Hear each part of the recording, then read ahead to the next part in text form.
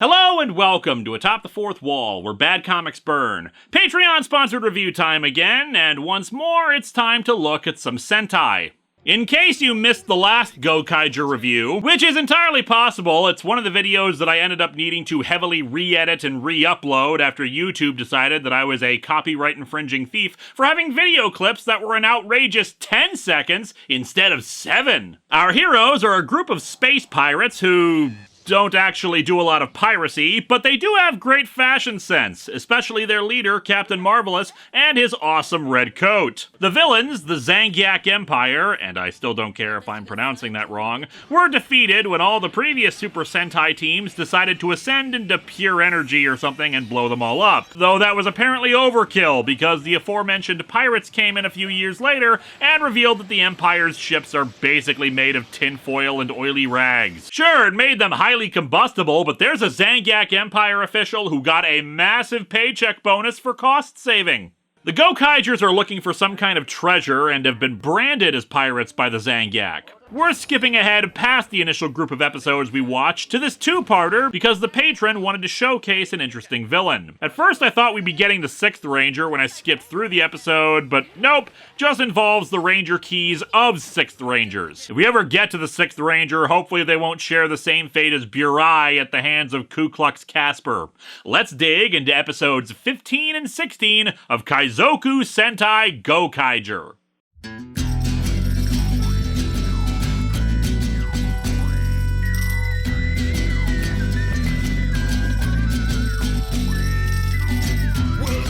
Atop the fourth wall, where bad comics burn. Linkara's gonna teach you all a lesson you won't learn. What's with these awkward subjects? What's all this art so rubbish? To anyone who's had a bad comic published, it could be your turn. Linkara, he is a man punch, sporadically a grouch. Linkara, he has his own spaceship, but he's always on his couch. A universe in flux, Linkara. This comic sucks, Linkara.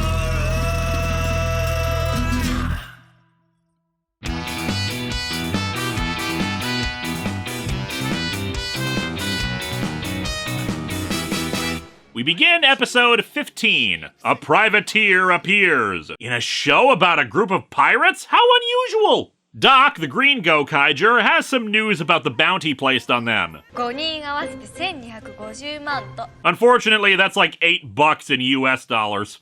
Doc is worried that the bounty will surpass those of another infamous group, the Red Pirates, of which the good Captain Marvelous once was a part of. He shrugs that off, though visibly misses his shot on a dartboard when they're mentioned, and suggests they get working on their treasure hunt, having Navi use its prediction powers.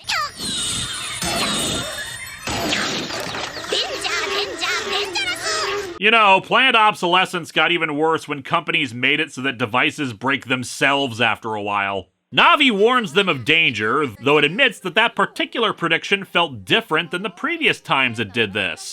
Don't worry, Navi, we'll pop you open and do some repair work. Oh, you were built by Apple. Well, you're boned. そういつも通り変な占いだったけど。 Admittedly, there was a lot less swearing. Meanwhile, a spaceship, a modified version of the Zangiak ships, is flying through space, sporting this cool-ass logo. Skull and crossbones and a big bee on the skull with a horn above it. I would be proud to have been attacked and my belongings stolen by a pirate with that sort of style.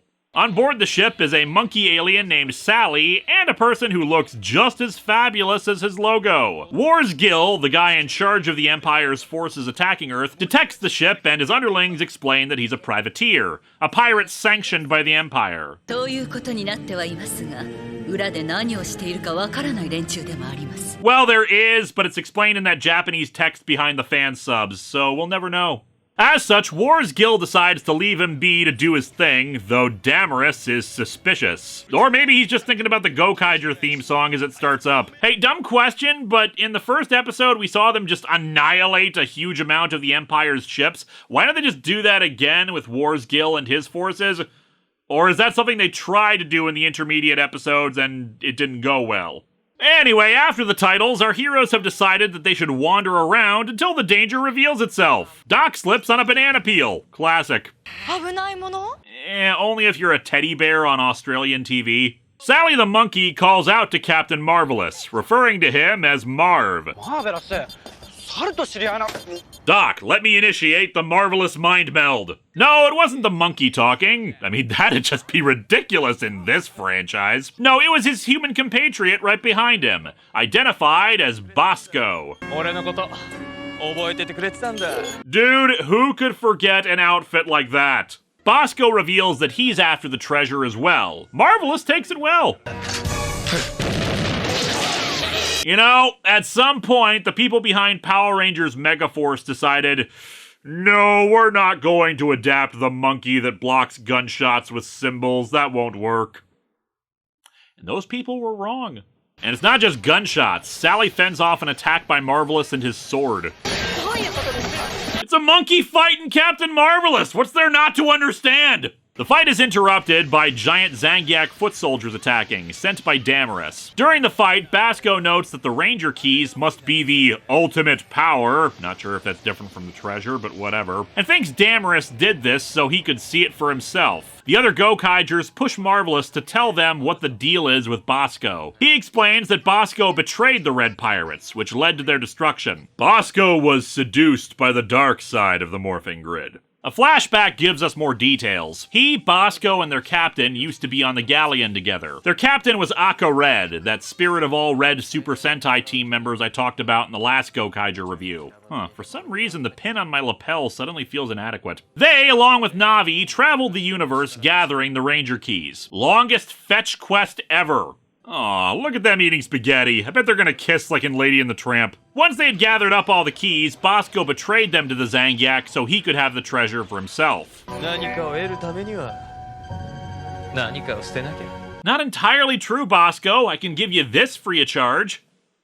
Akka Red orders Marvelous to run while he engages Bosco and the Zangiak, leading to that bit we saw at the start of the show when Akka Red saved Marvelous and then was lost in a fiery explosion. これが命の恩人との約束 Huh? No, that's different. I devoted myself to my savior, Space Jesus.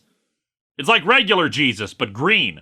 Bosco thanks Damaris for the info, saying that he'll take down the Gokaigers. Hello, Marvelous. Is your refrigerator running? Then you had better go catch it! No, see, it's a play on words because running...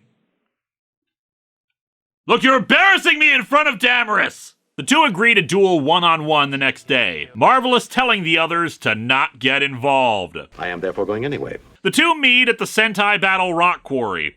マベちゃんってばさ相当赤レッドに懐いてたけど Akka Red never told you what happened to your father. He told me enough. He told me you killed him. No, Marv. I am your father. We're like the same age. Didn't stop Power Rangers Dino Charge. Bosco says that Akka Red hid things from them, revealing that he has the keys of various 6th Rangers that Akka Red never told them about. Bosco tosses them in the air, and naturally, via rule of cool, they all land perfectly inside some kind of a trumpet device. レンジャーキーにはこういう使い方もあるってこと I can play this next tune in the key of Quantum Ranger.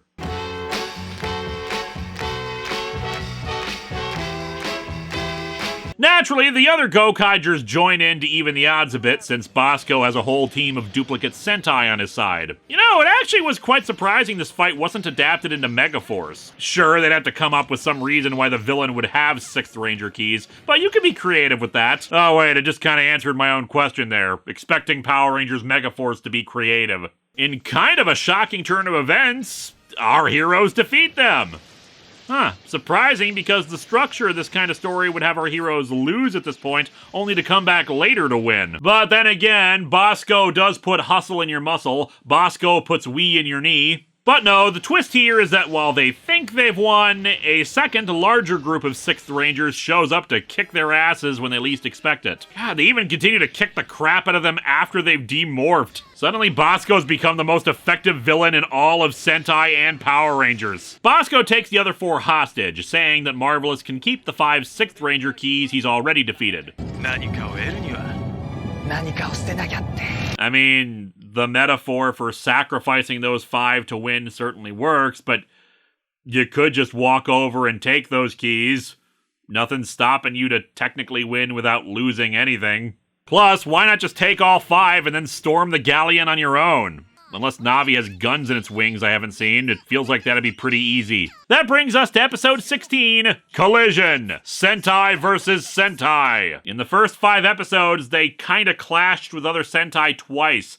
Don't really feel like at this point that's special enough to warrant its own title. Also, according to a couple sources I looked at, that's supposed to be Clash and not Collision. Marvelous can't track the ship they were taken on.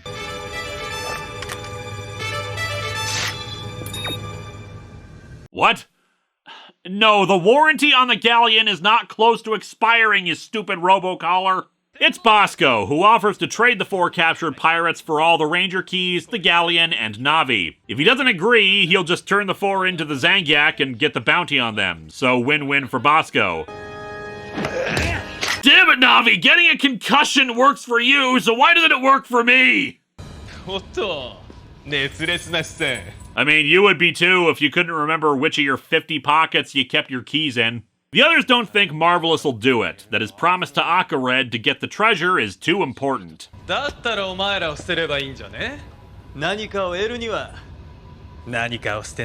I'm sorry, I can't purchase this one comic book without forsaking another. Or, I could just go buy it later. Bosco, I don't think this is quite the gotcha you think it is. Luca tries to pretend to switch sides, but Bosco doesn't buy it, saying he has problems trusting people. You get pink text on the bottom of the screen, that's what. There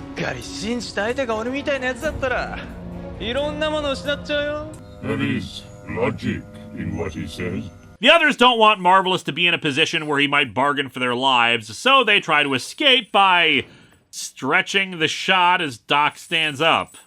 I don't think I've ever seen that before. Weird. After failing to get Sally on their side, and another banana peel fall, the group are somehow able to open up a vent in their cell and crawl through it into a storage closet to immediately be recaptured. Marvelous, meanwhile, has another flashback to when he first met Akared and found a Ranger key.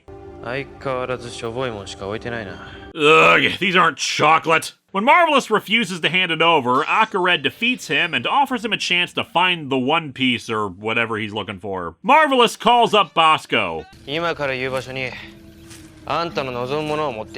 What do you mean you're at soup? And unfortunately, our heroes can't escape through the air vent again. Bosco put a keep out sign and some tape on it. Truly Bosco's most insidious act so far.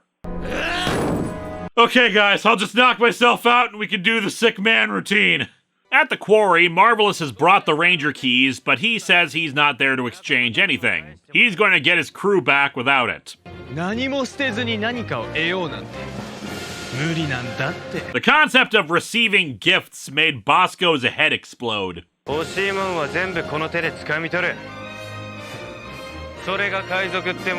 Oh, hey, it only took him another dozen episodes, but Marvelous finally figured out that being a pirate means stealing stuff. He tosses the chest at the 4, which drops out the keys along with a morpher. Its technical name is Mobirate, which admittedly is kind of clever. And the group are able to escape. With our heroes freed, it's time to fight the 6th Rangers again.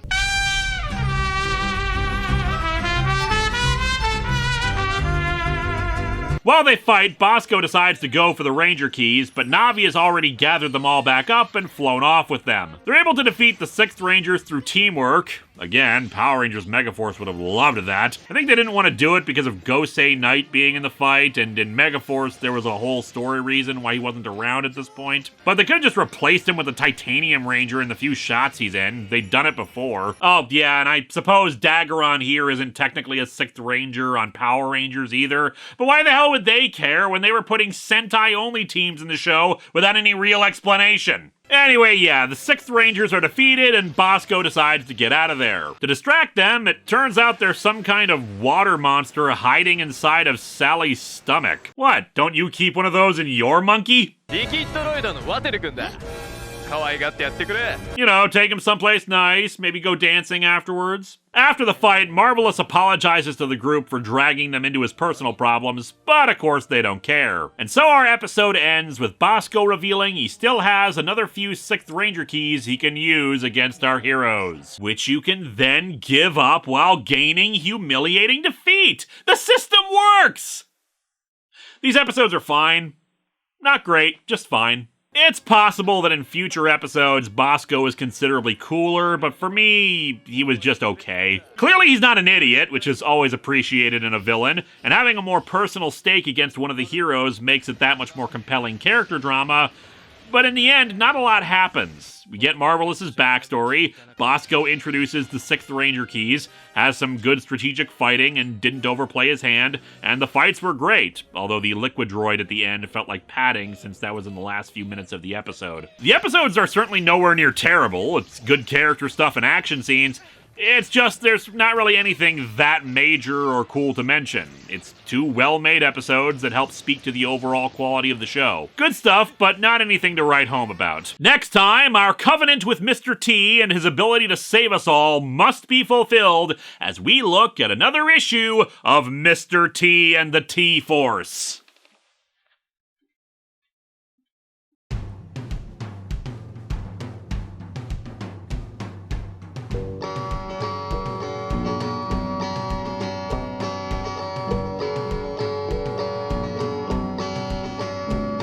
I'm sitting on my couch reviewing comics, the worst words that you will ever see. It's sad that comic books are for geeks, but they're not. They're for everybody.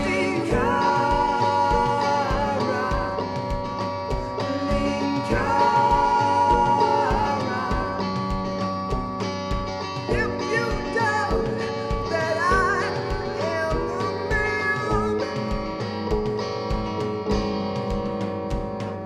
I am a man.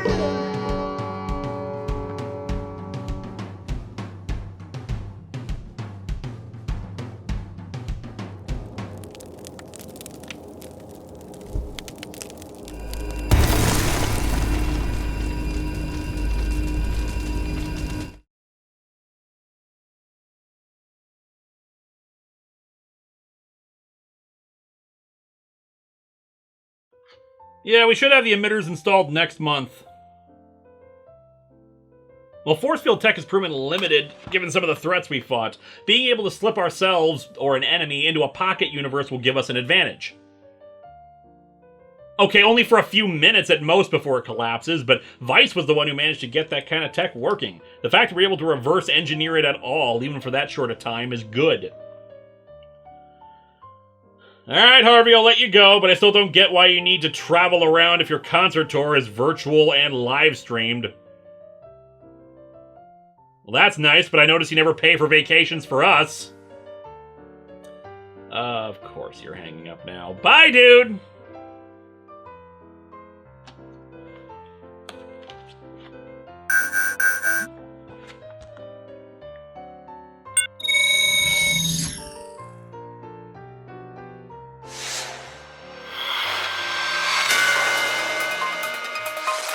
This is a special bulletin from the contest champions. Destro Galga, King of Creatures, has fallen in the second round.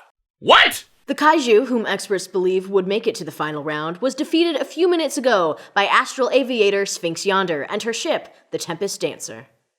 As with its duel against the mechanical marvel Big Tron, Destro Galga chose to have a simple battle with Sphinx Yonder. Either he was knocked unconscious or her prize ship had to be incapacitated for one to win. The stunning upset occurred thanks to a heretofore unknown weakness that Destro Galga possessed. When it launched its signature magnetic spines, Yonder was able to shoot the slots in Destro Galga where the spines fitted.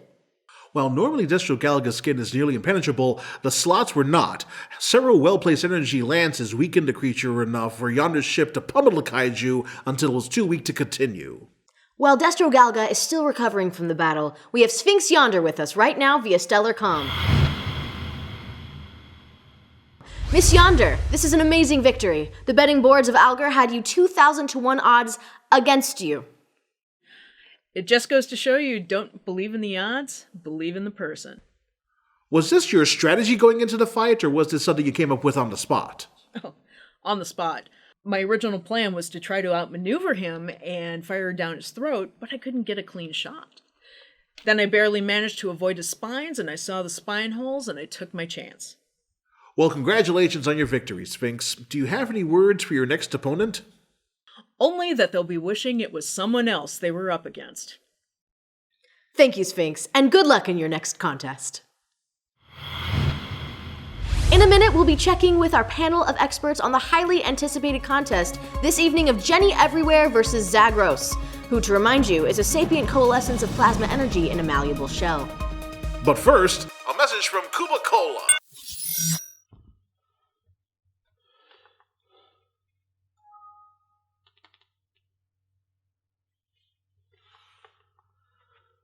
Jairus, have you heard? Conference call tonight. We're gonna need to change some plans.